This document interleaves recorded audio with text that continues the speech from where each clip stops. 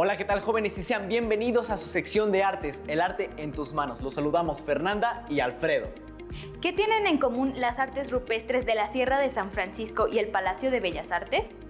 Además de que ambos son ejemplos de nuestro patrimonio histórico y cultural, son espacios que resguardan manifestaciones artísticas que dan cuenta de épocas muy distantes y nos hablan de sus artistas, de temas y preocupaciones propios de cada tiempo y modos de vida, y todo a través de las pinturas murales. Y bueno, jóvenes en TV, el día de hoy, ¿qué aventura nos aguarda a través del tiempo? Porque hoy, en Bajo la Lupa, conoceremos las pinturas rupestres que se ubican en la Sierra de San Francisco, en Baja California Sur, de la mano de una de las especialistas que dedicó la mayor parte de su vida a estudiarlas y resguardarlas. Y ese alguien es la doctora María de la Luz Gutiérrez. En nuestra sección de los tesoros a la memoria, descubriremos detalles y datos interesantes del Palacio de Bellas Artes, sitio emblemático que da cabida a las manifestaciones de las llamadas Bellas Artes, es decir, escultura, pintura, danza, música, arquitectura y literatura. Y pues Fernanda, si estás de acuerdo, primero vámonos hasta Baja California Sur para platicar un poco con la doctora María de la Luz Gutiérrez y adentrarnos en el enigmático mundo de las cuevas de la Sierra de San Francisco.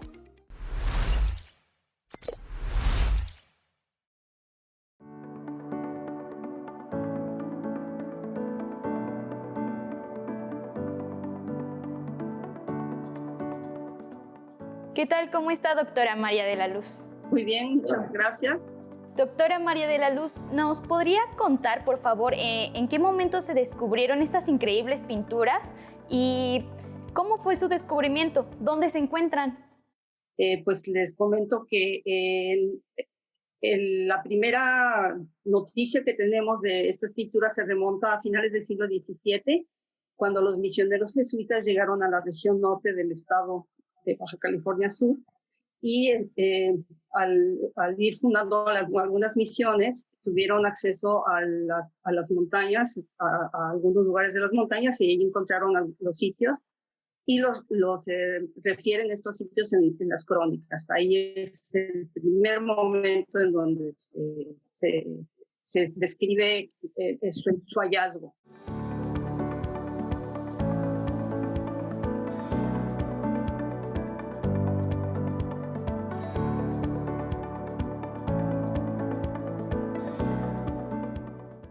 Posteriormente, a finales del siglo X, a principios del siglo XIX,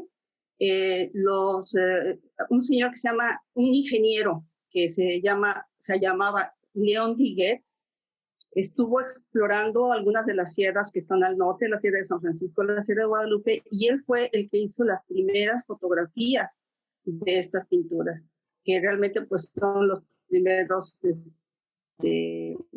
digamos, la primera imagen con la que contamos para partir de su estudio, de su investigación. Esto, bueno, ha dado, ha sido, a partir de este momento fue que estas pinturas se pudieron empezaron a darse a conocer.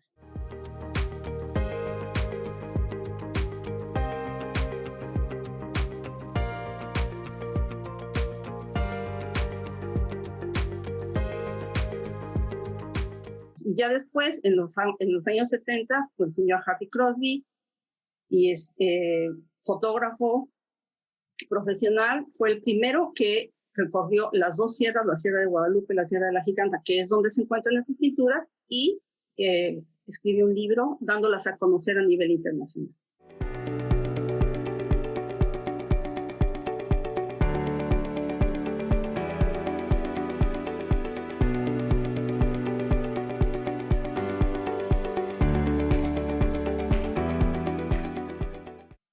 ¿Qué nos dicen estas pinturas de su época y de sus creadores?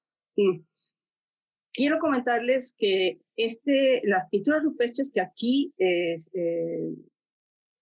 le han dado una gran importancia a esta zona son muy complejas. Tenemos cientos de sitios con pinturas rupestres o petrograbados, y tenemos que los sitios son, podemos, digamos, clasificarlos en diferentes tipos de sitios.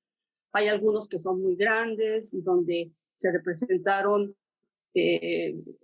tanto figuras humanas femeninas, masculinas y animales. En otros sitios nada más se representaron figuras animales y en otros nada más figuras humanas, y es una mezcla. ¿Qué nos dice? Bueno, que estos grupos en un momento dado, a partir de que eran cazadores, recolectores, pescadores, crearon unos complejos culturales muy interesantes con una ideología, un sistema de creencias muy, muy complejo, y lograron plasmar estas pinturas en esta ideología. Tenemos como un fragmento de su realidad, de su entorno, plasmado en las paredes pintadas, ¿sí? Entonces, hay muchas formas de estudiarlas y tenemos algunas interpretaciones, aunque es muy complicado introducirnos a la mente, al pensamiento de los artífices de estas pinturas, para saber qué fue lo que quisieron expresar.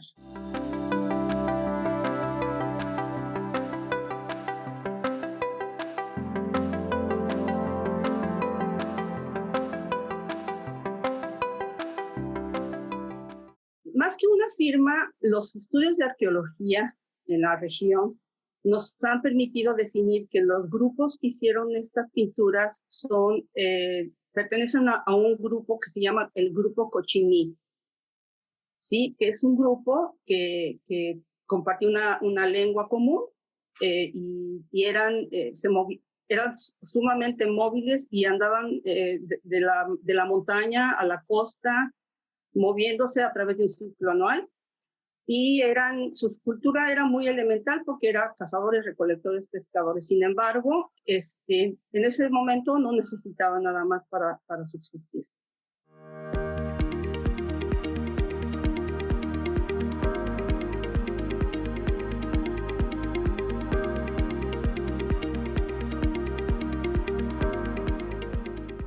A partir de que las crónicas de los mismos misioneros nos dicen que los indígenas, cuando llegaron ellos, se pintaban, usaban la técnica de pintura corporal, pintura facial, y se describe que estas tipo de pintura corporal está reflejada en las pinturas. Entonces es una forma como de construir sus identidades sociales y pertenecer a un grupo.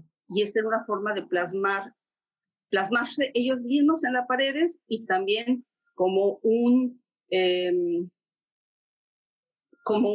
recordatorio de sus ancestros mitológicos y reales.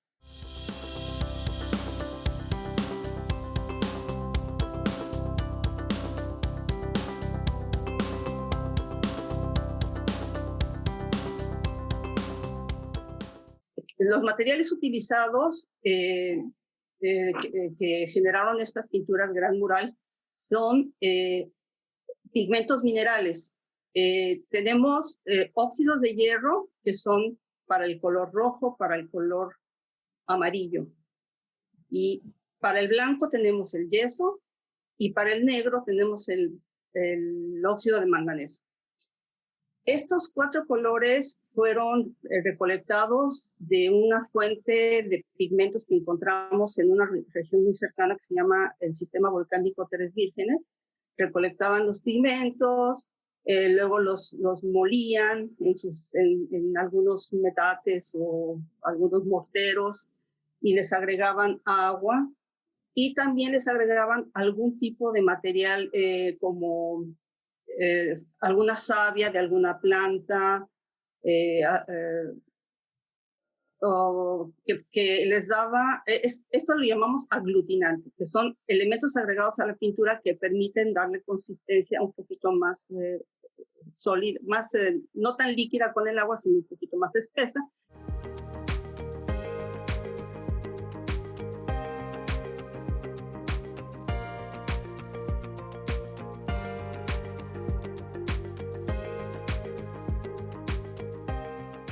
¿Cómo se realizaban estas pinturas? Se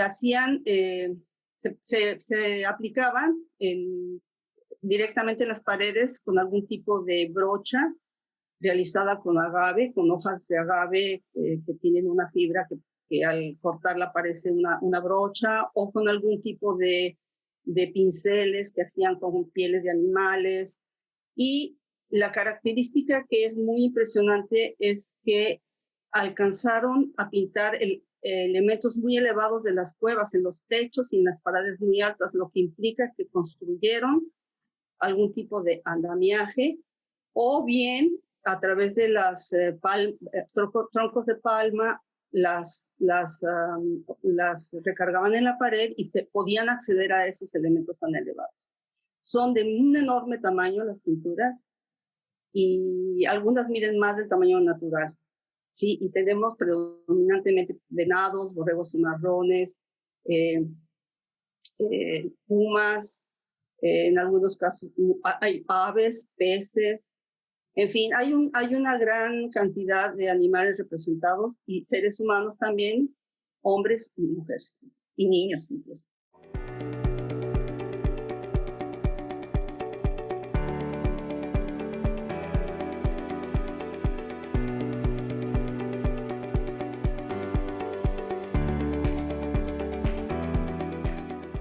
Tanto las pinturas rupestres como otro tipo de sitios como son los petrograbados, que son grabados en la roca, integran, es una integración espectacular de un paisaje simbólico que sinceramente está, de alguna manera está mapeando el paisaje. Es increíble la cantidad de sitios que están por todos lados y han generado un paisaje que llamamos ahora biocultural, porque los sitios están estrechamente vinculados con su entorno natural. O sea, estos sitios, si daña lo natural, se daña lo cultural, porque están completamente inmersos en el paisaje. Entonces, es un paisaje simbólico, un paisaje biocultural, y es un paisaje que tiene muchos significados.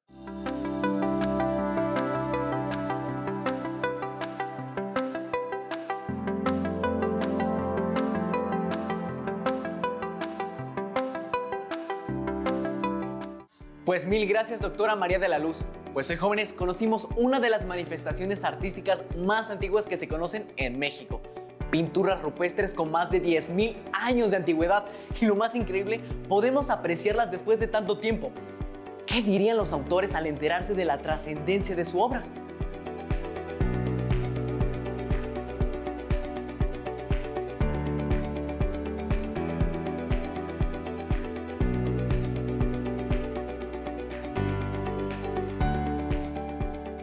¿Conocían ustedes la existencia de estas pinturas rupestres? ¿Qué les parece la herencia que sus creadores han dejado a la humanidad? Es impresionante, Alfredo. Me hace pensar en la importancia de cuidar y conservar nuestro patrimonio cultural y artístico. Aparte, me parece súper interesante el trabajo de nuestros arqueólogos y restauradores. ¡Qué interesantes carreras! Imagínate todo lo que puedes conocer.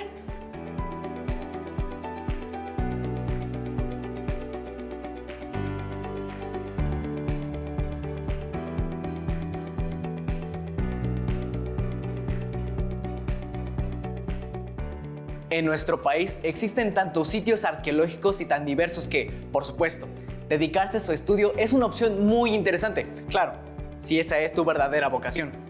En las pinturas rupestres de la Sierra de San Francisco, sus habitantes representaban su entorno.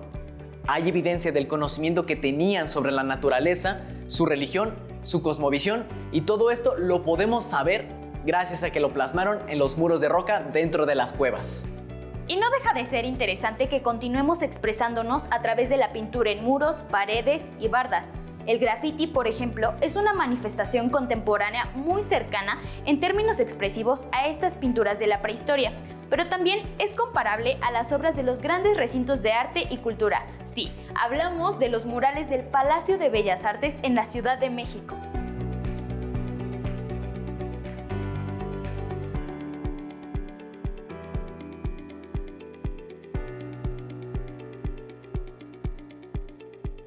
Pues hagamos este viaje, tracemos esta línea artística de la Sierra de San Francisco en Baja California Sur hasta los murales del Palacio de Bellas Artes. Sé testigo de nuestro acontecer cultural y artístico contemporáneo. recinto que, como en aquellos tiempos prehistóricos, también albergó el pensar y sentir de la sociedad. Ahora, en el Palacio de Bellas Artes se promueven expresiones como la pintura, la escultura, la literatura, la danza, la música, la arquitectura y, por supuesto, el cine, considerado como séptimo arte. Vámonos a recorrer el Palacio de Bellas Artes. Esto es, de los tesoros a la memoria.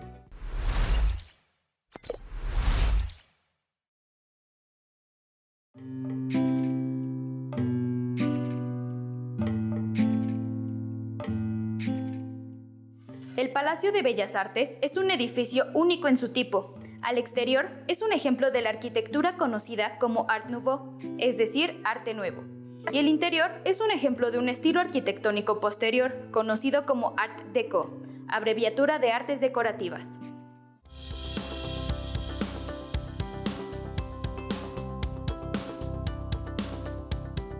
¿Cómo puedes distinguir un estilo de otro? Muy fácil. El Art Nouveau se caracteriza por sus formas orgánicas, fluidas y curvas.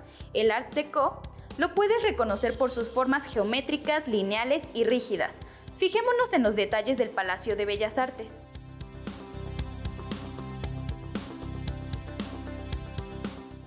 En sus primeros tiempos, la construcción del edificio estuvo a cargo del arquitecto Adamo Boari, quien también fue el arquitecto de una construcción vecina, también emblemática en nuestro país, el edificio de Correos.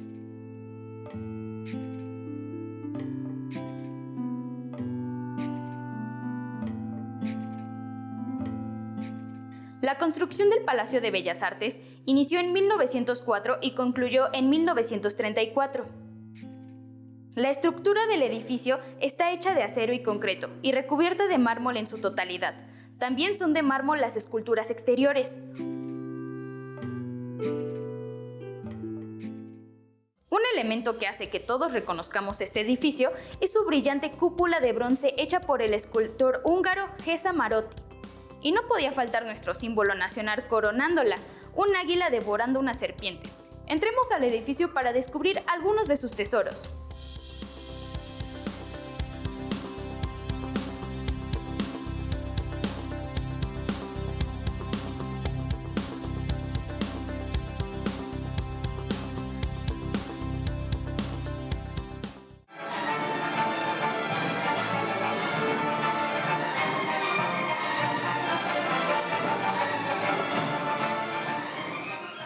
Adamo Boari no concluyó el edificio, lo que parte explica esta diferencia de estilos entre el interior y el exterior, cuando el arquitecto Federico Mariscal tomó las riendas del proyecto.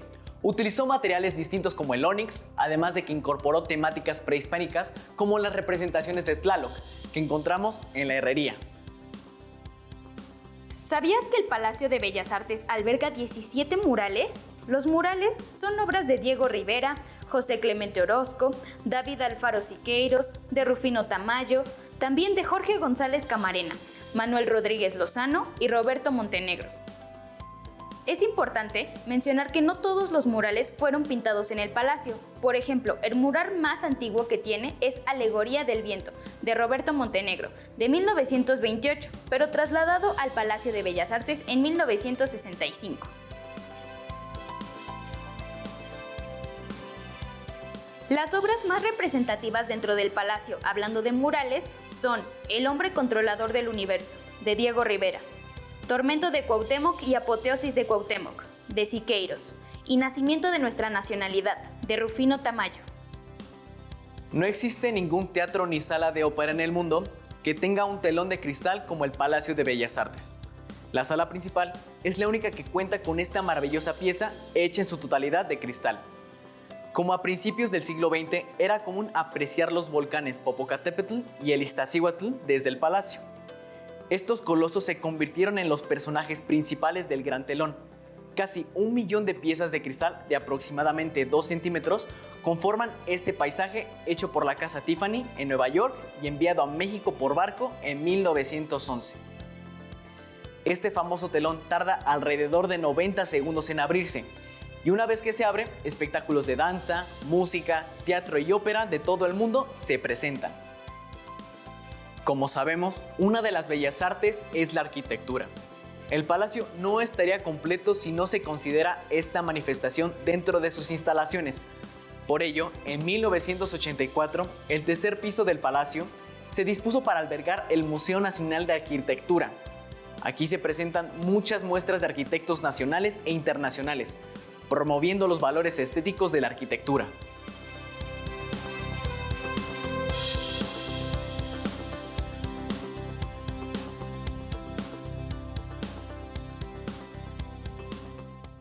¡Wow! Estoy impactada con ese telón de la sala principal del Palacio de Bellas Artes. Bueno, todo el palacio es una joya arquitectónica. Vale la pena que pongamos atención en sus detalles. Siempre hay algo nuevo que descubrir. Sí, Fernanda. Yo, por ejemplo, nunca me había fijado en los detalles de la herrería con sus representaciones de Tlaloc, el dios mexica de la lluvia.